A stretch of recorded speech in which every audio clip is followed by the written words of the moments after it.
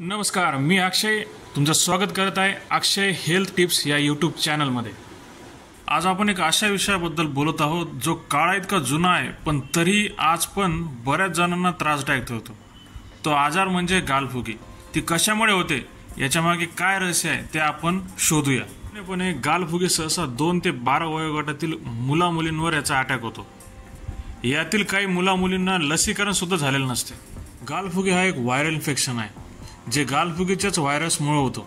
हे प्रामुख्याने लाळ ग्रंथीवर परिणाम करतात, जी लाळ अन्न पचन करण्यासाठी सुद्धा मदत करते।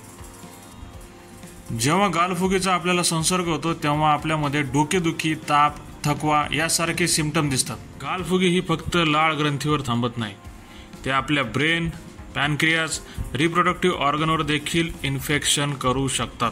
व्हायरल इन्फेक्शन शक्यतो श्वासोच्छवासाच्या थेंबाद्वारे पसरतो, जसे की संक्रमित व्यक्ती खोकतो किंवा शिंकतो किंवा इन्फेक्टेड सर्पेशी त्याचा संपर्क येतो। गालफुगीमध्ये सर्वतः सामान्य लक्षणांमध्ये कानाच्या खाली सुजलेल्या ग्रंथी असतात। या सुजल्यानंतर लहान मुलांना याचा फार त्रास होतो। लक्षणांमध्ये ताप येणे, डोकेदुखी होणे, स्नायू दुखणे, थकवा येणे आणि भूक न लागणे याचा समावेश असू शकतो।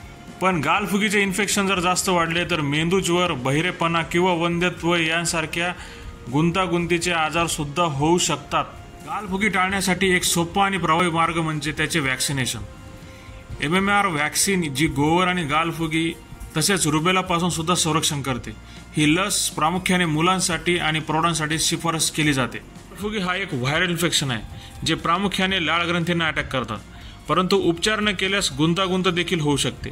त्याची कारणे, लक्षणे आणि प्रतिबंधक उपाय समजून आपण स्वतःला आणि आपल्या प्रियजनांना सुरक्षित ठेवण्यासाठी एकत्रित काम करू शकतो। व्हिडिओ आवडला असेल तर नक्की लाईक करा, शेअर करा आणि चॅनलला नवीन बघण्यासाठी आला असाल तर सबस्क्राईब करा।